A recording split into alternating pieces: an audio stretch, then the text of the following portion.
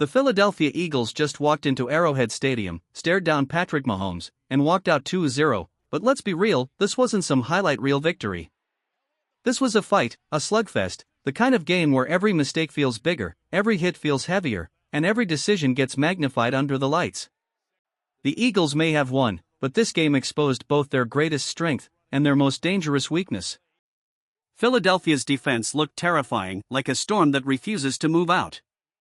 Jordan Davis set the tone in the trenches, swallowing up space and collapsing the pocket. The new faces like Darius Smith brought fire, while rookie Andrew Mukuba looked like he belonged with the big dogs, making plays that screamed, "I'm here, and I'm not going anywhere." It wasn't just a win, it was a statement to the rest of the NFL. This defense can carry the load against anybody, even the defending champs. But as dominant as the defense was, the other side of the ball told a different story. Jalen Hurts and the offense never found a rhythm. The passing game felt out of sync, the play calling raised eyebrows, and mistakes piled up. For a fan base that knows how explosive this unit can be, watching drive after drive stall out was painful. And it wasn't just the fans. Nick Sirianni and A.J. Brown didn't hold back when they spoke about the offense after the game. There was frustration, there was honesty, and there was a clear message: this isn't good enough. And yet, they still won. That's what makes this game so fascinating. Ugly, sloppy, nerve-wracking, but at the end of the day, the Eagles beat the Kansas City Chiefs in their own house. That matters. Winning in Arrowhead is a rare achievement, something even the best quarterbacks in the league struggle to pull off. For Hurts, it was his 16th straight win in games he both started and finished. 16. That's historic. He also joined Joe Burrow as the only quarterbacks to beat Patrick Mahomes 3 times in a row, and in doing so, handed Mahomes the first 3-game losing streak of his entire career. That's not just a win. That's history. So yes, the offense needs work. Yes, the passing game looks shaky. But this team proves something more important: they're resilient. They can win ugly. They can survive mistakes. They can grind through the kind of battles that break lesser teams. And as fans, we're left asking ourselves one big question: if the Eagles can beat Mahomes without playing their best, what happens when they finally put it all together? What do you think, Eagles fans? Should we be worried about the offense, or just celebrate that Philly is finding ways to win no matter what? Drop your thoughts below, because this season feels like it's only just getting started. Winning on the road in the NFL is never easy. Winning in Arrowhead against Mahomes, against that crowd, against that history, takes something even more. It takes toughness. It takes resilience. And what this game showed us is that the Eagles have both in spades. Sure, the offense looked out of rhythm. Sure, there are problems to fix. But when the lights were brightest, this defense came out and made a statement. From the opening drive, they set the tone. Kansas City got the ball, the noise was deafening, and then bang, the Eagles' defense stormed onto the field and forced a quick 3-and-out. Linebacker Zach Bond came flying in on 3rd down, hammering the quarterback and forcing an incompletion. That play wasn't just a stop. It was a message: Philly's defense is here, and they're not backing down. Bond's energy was relentless all night. 6 tackles, 5 of them solo, plus a handful of pressures that kept the Chiefs' offense off balance. He was everywhere, covering, blitzing, finishing plays. And when the grades came out, he wasn't just good, he was the best on the field for Philadelphia with an elite 88.9 grade. And he wasn't alone. Josh Sweat, who dominated Week 1 as one of the top edge rushers in the league, came right back and delivered again. 4 tackles, 3 pressures, and constant disruption. Every time Mahomes dropped back, Sweat made him think twice. Then there was Jordan Davis. Big number 90 looked like an absolute force. 5 tackles, shutting down the run, collapsing the middle of the pocket. But here's the crazy part: Davis is starting to swat passes like a defensive back. He broke up 2 passes at the line in this game, already giving him 3 for the season. To put that in perspective, he had only 4 total in his entire career before this year. Something has clearly clicked for him. Davis looks quicker, sharper, and hungrier than ever, like the player Philly drafted him to be. And the depth? It showed up too. Nolan Smith had one of the game's biggest moments when the Chiefs tried to push forward on 4th and 1. Smith knifed through the line and blew it up, stopping Kansas City cold. Plays like that don't just change drives, they change momentum. This wasn't the kind of flashy game we expect in a so-called Super Bowl rematch. It was a grind. It was about winning one battle at a time. And when the offense wasn't firing, it was the defense that carried this team. The message is simple: if the Eagles' defense keeps playing like this, they can beat anyone, anywhere. What do you think, Eagles fans? Is this the most complete and dangerous defensive front in the NFL right now? Or do you still think they need to prove it against tougher matchups? Let me know in the comments. When Jalen Carter stepped back onto the field, it was like a storm rolling in. Even nursing what looked like an arm or wrist injury, he played through the pain and immediately started wrecking Kansas City's game plan. 3 quarterback hits, multiple pressures, and the same relentless energy we've come to expect. Carter was everywhere. The Chiefs couldn't block him, and the fact he was doing it hurt? That's the definition of a warrior. But it wasn't just Carter. The young guys around him were making their own noise. Moro Ojomo finally notched his first career sack, a moment every defensive lineman dreams of, and he did it on one of the NFL's biggest stages. And linebacker Jair Campbell kept the front 7 rolling with 7 tackles and several pressures on well-timed blitzes. Every time Mahomes thought he had a lane, Campbell was there to shut it down. And then came the debut everyone was waiting for. Za'Darius Smith, the Eagles' newest edge rusher, signed just a week ago, suited up for the first time in green. In only 20 snaps, he showed exactly why Philly went after him. 4 tackles, a tackle for loss, a quarterback hit, and half a sack. That's production. That's impact. And it's only his first game in the system. It already feels like this signing might be one of the biggest steals of the season. But the most jaw-dropping moment of the night? That belonged to rookie safety Andrew Mukuba. His stat line was impressive on its own: 6 tackles, a tackle for loss, half a sack, a pass defended, and solid coverage all night.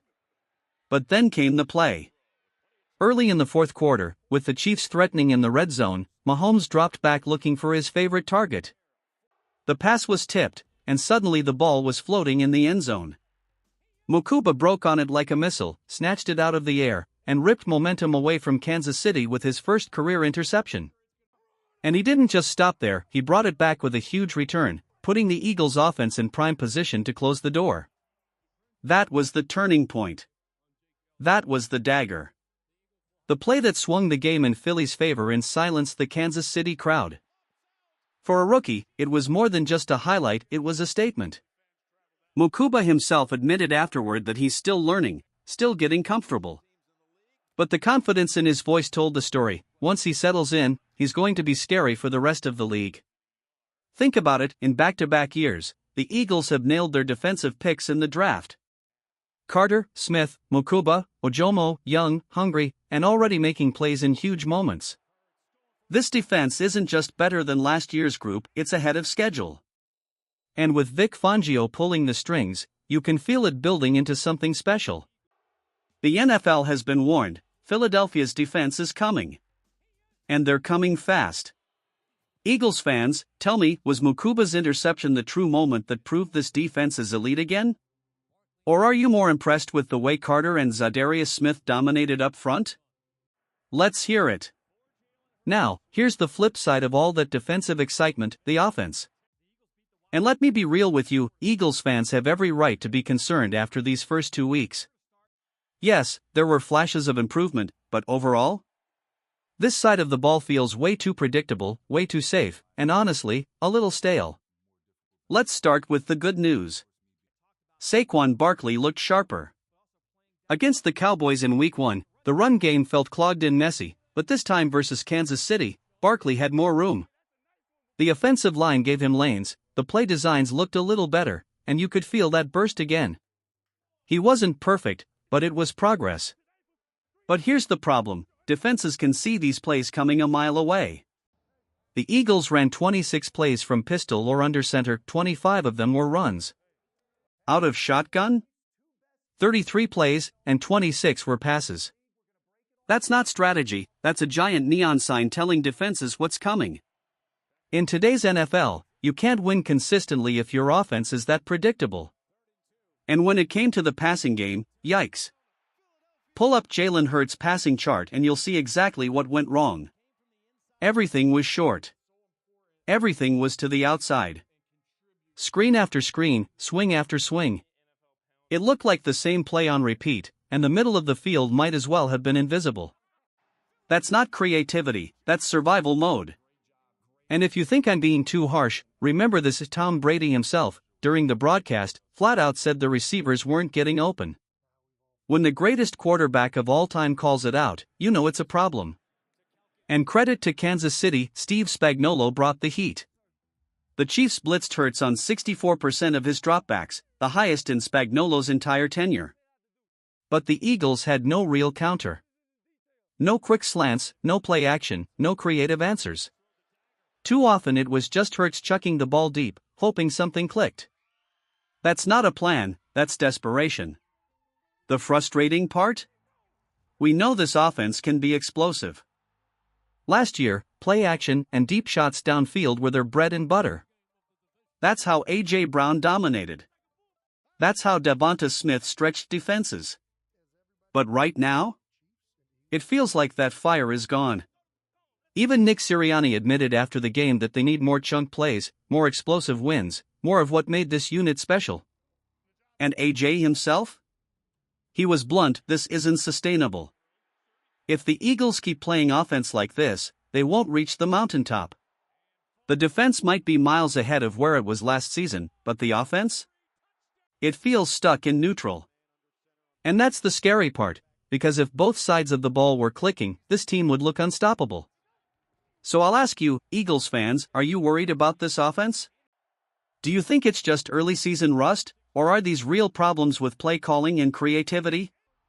Drop your thoughts in the comments, because how this offense evolves could decide how far this team goes. Now, let's be fair here, it's still very early in the season. Lane Johnson and the players believe the offense will figure things out with time, and maybe they're right. Nobody's pressing the panic button yet, but man, from a play calling perspective, this game felt way too much like 2023. At times, it might have even been worse. And that's the concern, it's not just execution, it's the scheme itself. Still, despite the frustrations, there were positives. The Eagles didn't turn the ball over once, and that's huge. Jake Elliott reminded everyone why he's one of the best kickers in the league, drilling not one, but 2 field goals from beyond 50 yards, including a monster from 58. That kind of reliability changes games. And while the offense wasn't explosive, they had a few big moments that mattered. That first quarter drive capped off by Saquon Barkley's 13-yard rushing touchdown? Beautiful execution. The drive after Andrew Makuba's interception that stretched the lead and put the game out of reach? That was clutch. And let's not forget Devonta Smith's incredible jump ball grab, that was a statement play. And then there's the play everyone's talking about, the brotherly shove. It worked again, as it always does. The Eagles scored on it, sealed the game with it, and once again left the Chiefs and the rest of the NFL frustrated. Was it messy? Sure. Some say there were false starts, some say the Chiefs lined up illegally, and the refs missed calls on both sides. But the bottom line? It worked. It always works. Lane Johnson said it best when he clapped back online, "They hate us 'cause they ain't us." That's the truth. The brotherly shove has become the most unstoppable play in football, and whether the league bans it next season or not, it's going to keep helping the Eagles win games right now. So yes, the passing game has issues. Yes, the offense feels predictable.